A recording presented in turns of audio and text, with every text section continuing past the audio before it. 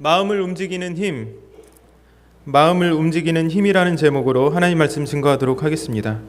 전 세계적으로 유명한 브랜드들이 많이 있습니다.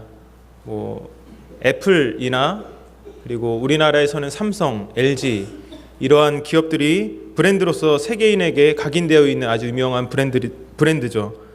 그것 중에 콜라가 있습니다. 코카콜라.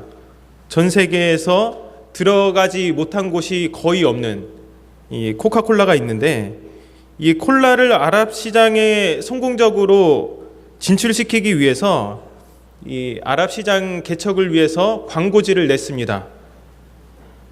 근데 실패를 했어요. 어떠한 일이 있었는지 한번 들여다보도록 하겠습니다. 아무런 문구도 없이 그림 몇 장을 가지고 이것을 그 아랍 시장에 내놓았습니다. 그 내용은 다음과 같습니다.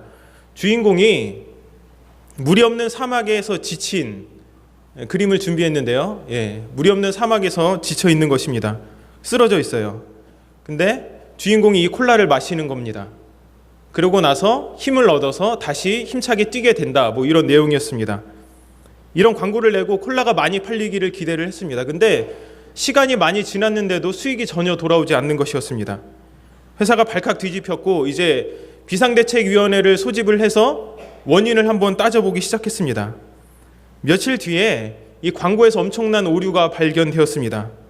아랍에서는 글자와 그림을 인식하는 순서가 우리와 다르게 우리는 이 왼쪽에서 오른쪽으로 이렇게 읽는데 그 사람들은 반대로 이것을 읽잖아요. 그렇게 인식을 해서 이것이 실패를 했던 것입니다. 그림을 반대로 이해를 한 거죠. 그러니까는 주인공이 물 없는 사막에서 이 지친 그림이 반대가 된 것입니다. 주인공이 힘차게 막 뛰고 있는데 콜라를 마시고 나서 어떻게 됐어요? 쓰러진 거예요. 이러니까 장사가 될 리가 없죠. 아랍 사람들이 그림을 읽을 때 이것을 반대로 인식한다는 그 마음을 헤아리지 못했던 것입니다.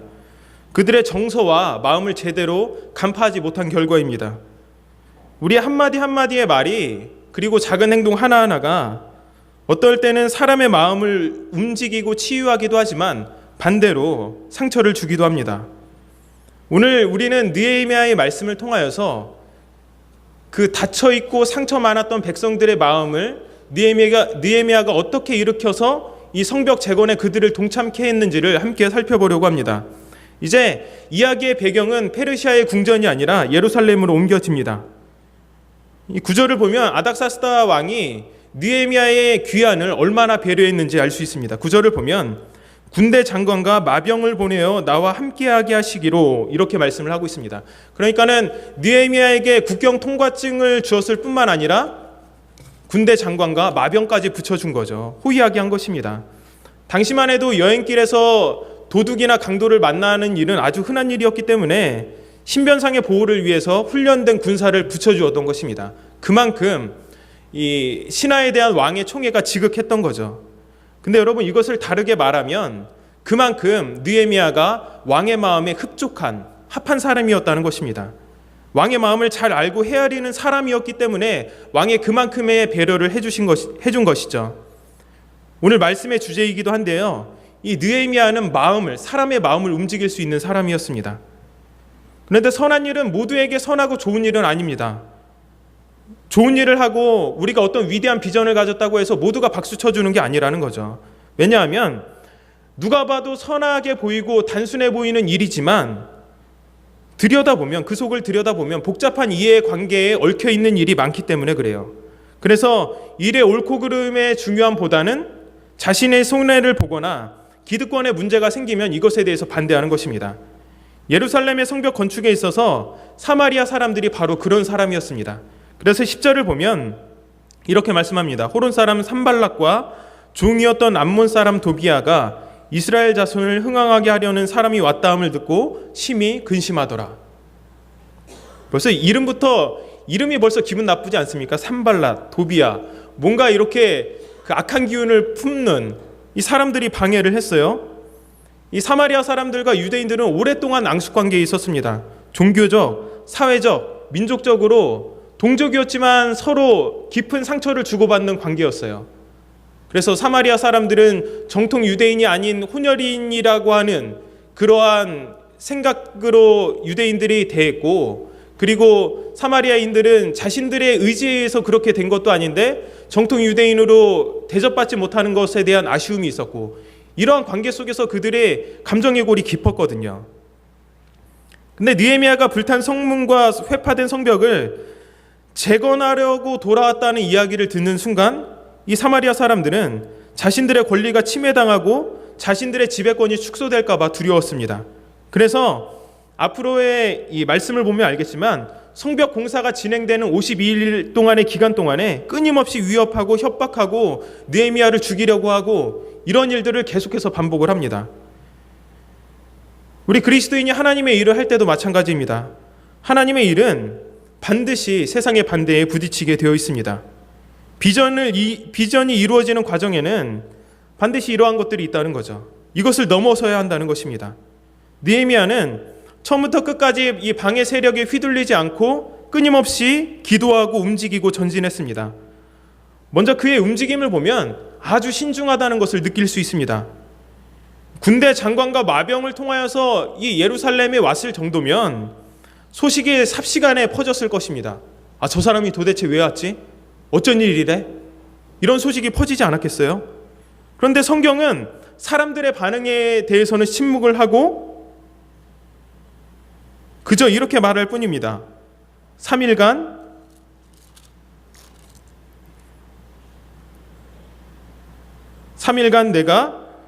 내가 예루살렘에 이르러 머무른 지 사흘 만에 이렇게 말씀하고 있을 뿐입니다.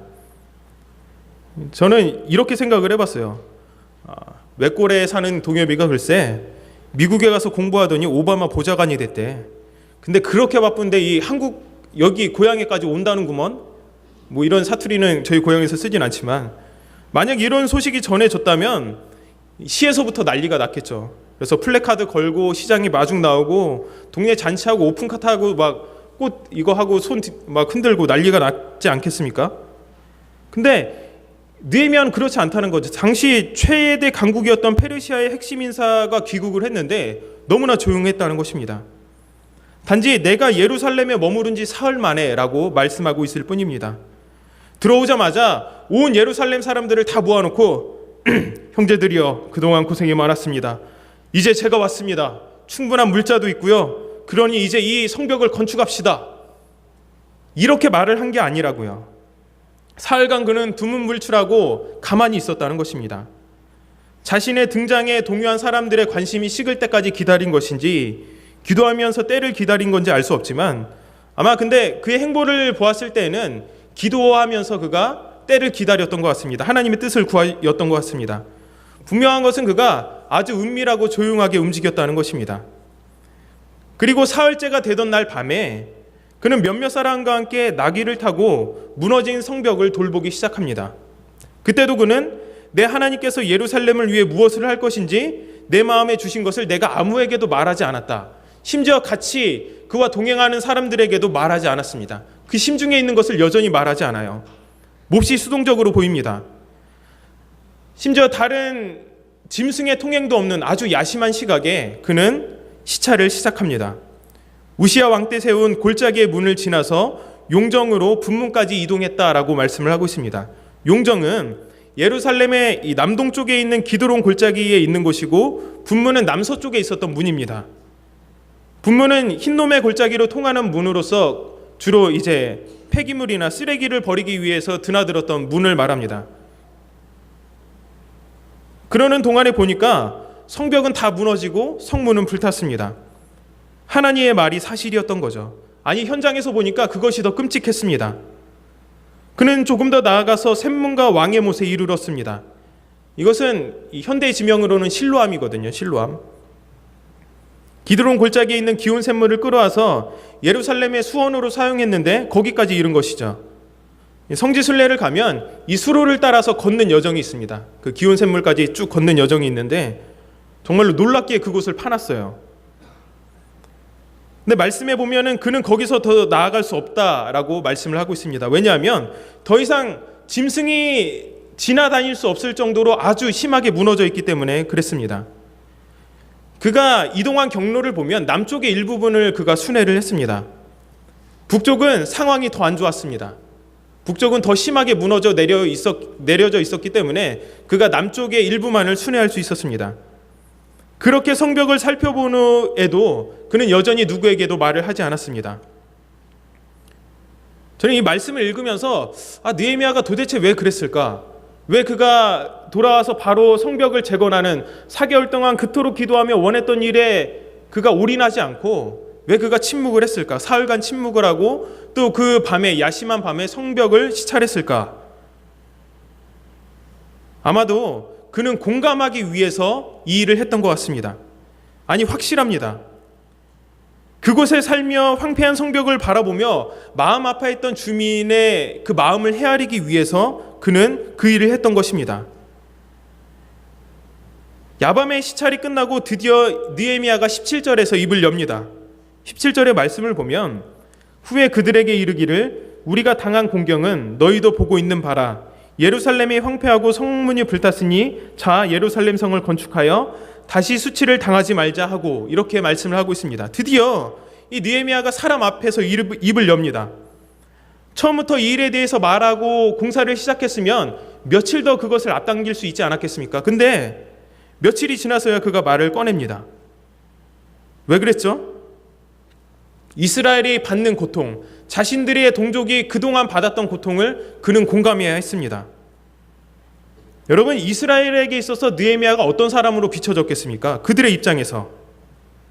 그들에게 느헤미야는 비록 포로의 신분이었지만 이방 땅 왕궁에서 지내면서 호의호식하던 그런 사람이었습니다. 대접을 받는 그런 사람의 모습이었다는 거죠. 그런 사람이 오자마자 성벽 건축에 대한 이야기를 했다면 분명히 그 동족 사이에서도 어떤 반발이 있었겠죠. 1000킬로가 넘는 왕국에서 잘 살다가 여기까지 와서 오늘 여기에 온 사람이 우리가 그동안 어떠한 비천과 힘든 삶을 살았는지 알기나 할까? 사람들은 이렇게 생각했겠죠.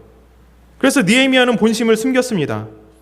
그래서 짧은 시간이었지만 그는 최대한 사흘간 예루살렘에 머물면서 또 밤 시차를 통해서 그 힘들고 모진 세월을 버티고 견뎠던 이스라엘 백성들의 마음을 헤아린 거죠. 마음을 움직이는 힘, 그 첫 번째는 공감이었던 것입니다. 그는 백성들 위해 군림하려고 하지 않았습니다. 먼저 백성이 되어서, 일개 백성이 되어서 그들의 아픔을 함께 느꼈다는 것입니다. 우리 예수님이 그러했듯이 말입니다. 우리 예수님께서는 인간의 연약함과 육체의 고통을 아시는 분으로서 우리의 슬픔을 당하셨습니다. 우리가 사순절을 보내면서 가장 많이 읽는 말씀 중에 하나가 이사야서 53장인데 3절과 4절을 보면 이렇게 말씀하고 있습니다. 우리 함께 읽어보겠습니다. 시작. 그는 멸시를 받아 사람들에게 버림을 받았으며 강고를 많이 겪었으며 질고를 앓은 자라. 마치 사람들이 그에게서 얼굴을 가리는 것 같이 멸시를 당하였고 우리도 그를 귀히 여기지 아니하였도다. 그는 실로 우리의 질고를 지고 우리의 슬픔을 당하였거늘 우리는 생각하기를 그는 징벌을 받아 하나님께 맞으며 고난을 당한다 하였노라. 아멘. 그는 실로 우리의 질고를 지고 우리의 병약함을 짊어지고 우리의 슬픔을 당하였다라고 말씀을 하고 있습니다. 그저 하늘에서 우리의 죄를 위해서 안타까워하신 것이 아니라 직접 자신이 창조하신 그 인간의 모습이 되어서 우리의 아픔을 함께 공감했다는 것입니다. 또 히브리서 4장 15절은 이렇게 말씀합니다. 우리에게 있는 대제사장은 우리의 연약함을 동정하지 못하실 리가 아니요 모든 일에 우리와 똑같이 시험을 받은 이로되 죄는 없으시니라. 그렇습니다. 하나님이신 예수님께서는 친히 사람이 되셨습니다. 그분은 우리의 질고를 아시는 분이셨으며 죄가 없으신 분이 우리와 똑같이 시험을 받았다라고 성경은 말씀하고 있습니다. 사랑하는 친구의 죽음에 눈물 흘리셨고 그것을 함께 그 가족들과 아파하셨습니다. 또한 우리가 받아야 할 고난을 또 우리가 당연히 받아야 할 이 죄에 대한 심판을 예수님께서 친히 담당하셨습니다. 그분은 참으로 우리를 아는 분이셨습니다. 주변에서 고통받고 아파하고 있는 지체들이 있습니까? 그들에게 필요한 것은 어쩌면 해결책이 아닐지 모릅니다. 공감입니다. 아내가 가끔 제가 집에 가면 하루 동안 있었던 일들을 이야기를 해주는데 가끔 속상한 이야기를 할 때가 있습니다. 제가 가만히 듣고만 있으면 한참 얘기하고 나서 저에게 이렇게 이야기를 해요. 여보, 그럴 때는 그랬어? 속상했겠구나. 이렇게 하는 거야. 저에게 이렇게 가르쳐 주더라고요. 그러니까 공감해달라는 거죠. 자기의 그런 마음.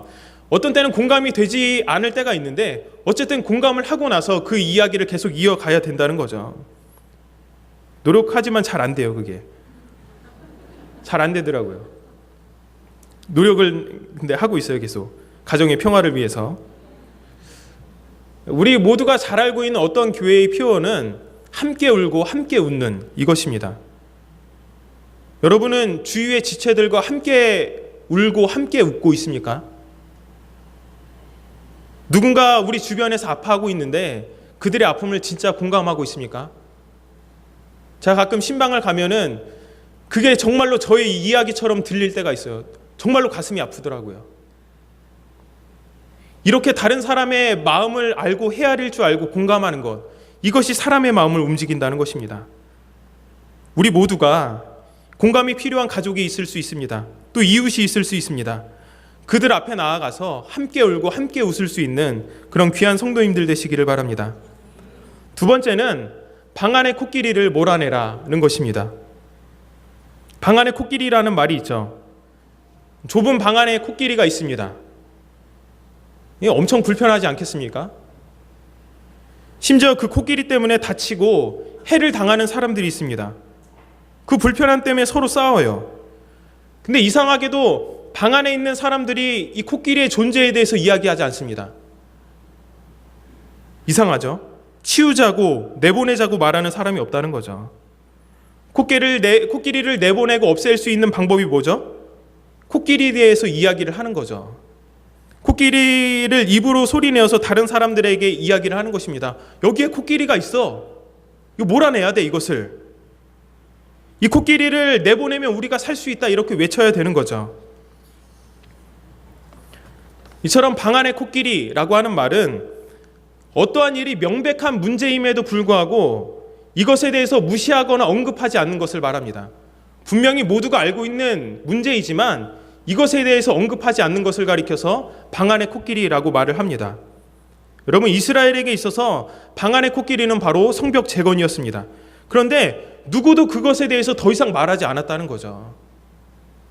BC 586년, 그러니까 이때로부터 140년 전에 이 바벨론의 느부갓네살 왕으로부터 공격을 받아서 성벽이 무너지고 성전이 무너졌는데 그 흉물스러운 몰골이 그대로 남아 있었다는 것입니다. 물론 중간에 BC 520년부터 16년까지 이 기간 동안에 스룹바벨을 진두로 해서 하나님의 성전이 재건되기는 했지만 성벽은 여전히 무너진 채 외부에 노출되어 있었다는 것입니다.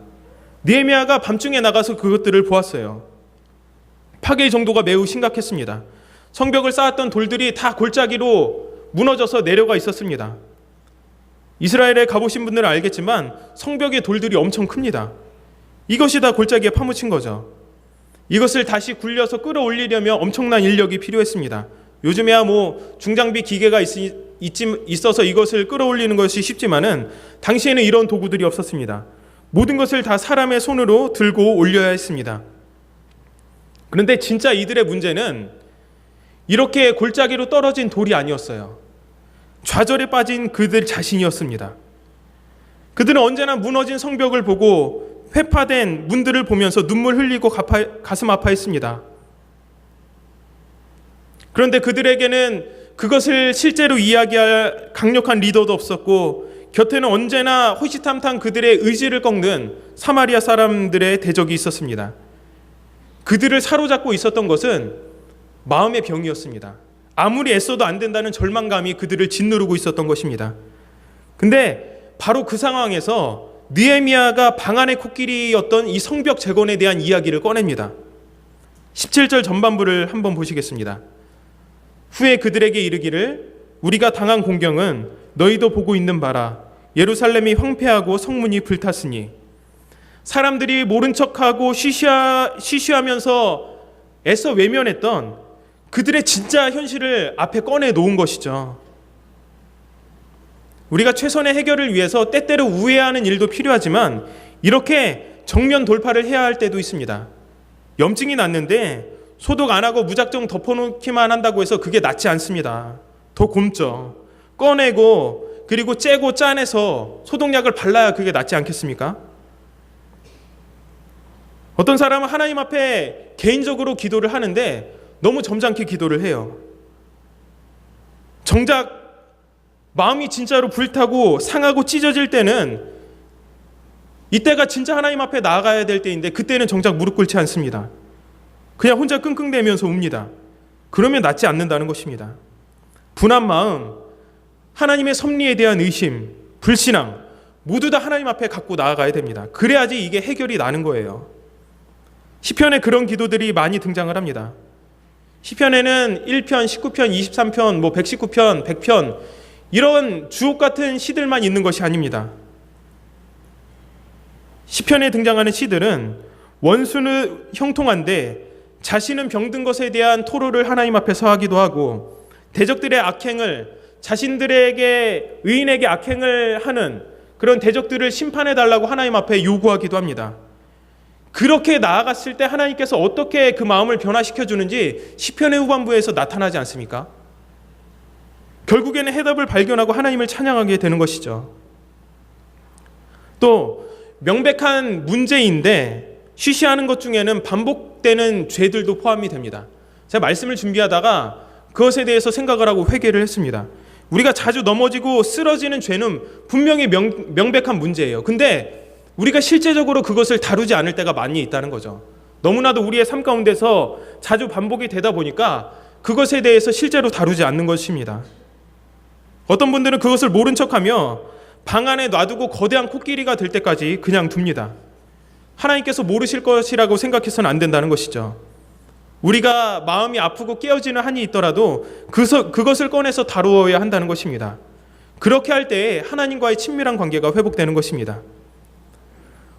오늘 여러분의 삶을 둘러싸고 있는 방 안의 코끼리는 무엇입니까? 관계의 단절인가요?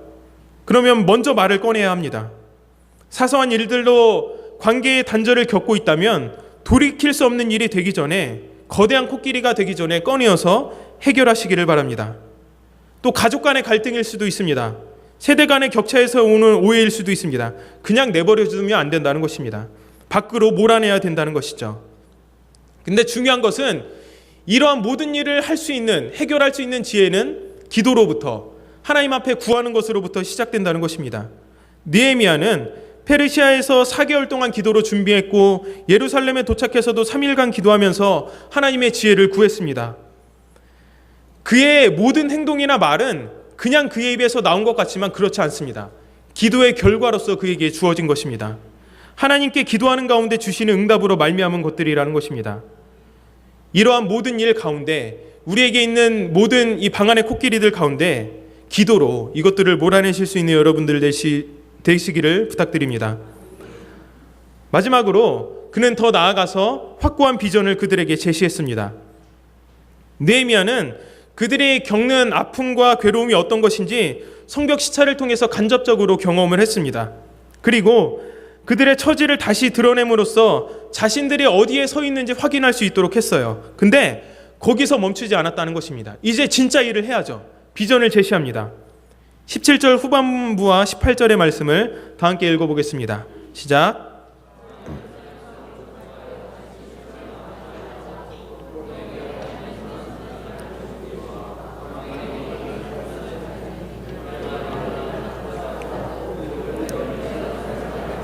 아멘. 이대로 우리가 대적의 침략에 노출되어서 밤낮 떨면서 황폐하게 두지 말고 이제 성벽을 재건합시다. 그래서 다시는 이방으로부터 우리가 치욕을 당하지 맙시다. 그는 이렇게 말을 합니다. 근데 이 말이 그냥 그의 아무런 근거도 없는, 요즘 아이들은 근자감이라고 하더라고요. 이걸 근거 없는 자신감, 근거 없는 자신감으로 이 말을 한 게 아니라는 것입니다. 그에게는 분명한 두 개의 증거가 있었습니다. 첫 번째는 하나님께서 도우셨다라고 말씀을 하고 있습니다. 하나님의 선한 손이 나를 도우신 일을 전했다라고 말씀을 하고 있죠. 간증을 한 것입니다. 백성들 앞에서 어떠한 일이 있었는지. 예루살렘 성벽이 황폐했다는 소식을 듣고 그는 간절히 하나님 앞에 기도했습니다. 그의 간절한 기도는 하나의 거대한 비전이 되었고, 그 비전은 하나님의 도우신 가운데 실행되어서 내가 지금 여기에 서 있다, 이것을 백성들에게 간증을 한 것입니다. 그것에 대한 응답을 하나님께서 주셔서 내가 오늘 여기에 서 있습니다 라고 백성들 앞에 이야기를 한 것입니다. 두 번째로 그는 왕이 이른 말씀을 전했습니다. 사람들은 태생적으로 눈에 보이지 않는 것보다는 보이는 것을 더 믿습니다. 물론 믿음은 보이지 않는 것을 보이는 것보다 더 확실하게 믿는 게 믿음이지만, 사람들은 그것을 믿음이라고 하면서도 어떤 때는 믿음이 약한 사람은 보이지 않는 것보다 보이는 것을 더 믿기 마련이죠. 느헤미야는 지금 거기까지 준비를 해왔다는 것입니다. 느헤미야는 하나님의 선한 손이 나를 도우셔서 제가 여기까지 왔습니다 라고 하는 이 말하는 것을 넘어서 비전을 실행하기 위한 구체적인 방법도 그들에게 제시했습니다. 그것은 왕의 원조였습니다. 성벽 재건에 쓸 목재를 왕으로부터 허락을 받아 가지고 온 게 된 것입니다. 뜬구름 잡는 것처럼 말만 잘하는 사람이 아니었다는 것이죠. 분명한 해결책을 가지고 있었다는 것입니다. 이처럼 기도에 대한 하나님의 응답은 구체적이고 실질적입니다. 기도는 불확실한 것을 확실하게 합니다. 눈에 보이지 않는 것들을 눈에 보이고, 그리고 우리의 손에 잡힐 수 있게 하는 것이 바로 기도입니다. 그러므로 우리는 우리의 삶 가운데서 무엇인가 모르는데 나를 불편하게 하고 있는데, 이것에 대한 구체적인 해결을 우리가 얻기를 원한다면 무조건 기도해야 합니다. 불확실한 것일수록 기도할 때 그것이 구체화되고 우리의 삶 가운데 해결되는 것들을 볼 수 있게 된다는 것입니다. 이 일을 진행하려고 하자 대적들이 비웃습니다. 19절을 보면 호론 사람 산발락과 종이었던 암몬 사람 도비아와 아라비아 사람 게셈이 이 말을 듣고 우리를 업신여기고 우리를 비웃어 이르되 너희가 하는 일이 무엇이냐, 너희가 왕을 배반하고자 하느냐 하기로, 이렇게 말씀하고 있습니다. 한 사람의 이름이 더 등장을 하죠. 게셈. 악하지 않습니까? 게셈. 아라비아 사람 게셈. 느헤미야의 등장에 그들은 근심하면서 떨었습니다. 느헤미야가 백성의 아픔을 공감하고 그들의 현실을 다시 한번 깨닫게 하고 비전을 제시하자 그 두려움은 이제 조소와 비웃음으로 나타나게 됩니다. 초두에도 말씀드렸지만 하나님의 일에는 이러한 방해가 늘 뒤따르게 됩니다. 그런데 우리가 기억해야 될 것은 우리의 기도를 들으시는 하나님은 그것보다 훨씬 더 크신 분이시라는 것입니다. 우리가 이것을 기억하면 어떤 상황 가운데서도 흔들리지 않을 수 있습니다. 그래서 느헤미야가 이렇게 대답하죠. 20절입니다. 내가 그들에게 대답하여 이르되 하늘의 하나님이 우리를 형통하게 하시리니 그의 종들인 우리가 일어나 건축하려니와 오직 너희에게는 예루살렘에서 아무 기업도 없고 권리도 없고 기억되는 바도 없다 하였느니라. 세 가지를 말씀하고 있습니다. 하나님이 성공하게 할 것이다. 그러니 우리가 진행할 것이다. 세 번째, 너희가 방해할 명분이 없으니까 조용히 해라. 그 입 닫고 있으라는 거죠. 단칼에 그 입을 다물게 만듭니다. 그리고 비전을 성취하기 위해서 그 이야기를 듣고 우리가 다 함께 일어나서 성벽을 건축합시다 라고 말했던 이스라엘 백성들과 함께 힘차게 비전을 이루기 위해서 전진합니다. 오늘 우리는 이 느헤미야서의 말씀을 통하여서 패배감 가운데 사로잡혀 있었던, 절망 가운데 사로잡혀 있었던 그들의 마음을 움직여서 성벽 재건을 위한 힘찬 걸음을 내딛게 한 느헤미야의 모습을 보게 됩니다. 사랑하는 성도 여러분, 다른 사람의 아픔을 공감하는 마음이 마음을 움직일 수 있습니다. 다른 사람의 마음을 헤아릴 수 있는 성도님들 되시기를 바랍니다. 때로는 정면 돌파를 해야 될 때가 있습니다. 아픔을 꺼내놓고 함께 아파하고 함께 울 수 있는 귀한 성도님들 되시기를 바랍니다. 또한 철저하게 준비된 자만이 사람의 마음을 움직이고 또 비전을 이루어갈 수 있습니다. 우리의 삶 가운데 있는 모든 일 가운데 구체적으로 기도하고 비전을 이루기 위해 애쓰시는 여러분들 되시기를 바랍니다. 이제 오늘 이 말씀을 기억하면서 우리가 하나님 앞에 기도했으면 좋겠습니다. 우리가 정말로 느헤미야가 그랬던 것처럼 우리가 사람을 강압적으로 움직이는 것이 아니라 우리가 그들의 아픔을 공감하고 함께 아파하고 함께 웃으며 그리고 철저하게 하나님 앞에 기도함으로 모든 일을 해나갈 수 있는 그런 마음을 움직이는 사람으로서 우리가 따뜻한 사람이 될 수 있도록, 또한 다른 사람의 아픔을 치유하는 그런 성도님들이 될 수 있도록 우리의 삶 가운데 지혜를 주시고 또 기도할 수 있게 해달라고 다 함께 기도하겠습니다. 살아계신 아버지 하나님, 거룩하신 주님의 은혜와 사랑을 감사를 드립니다. 오늘 우리의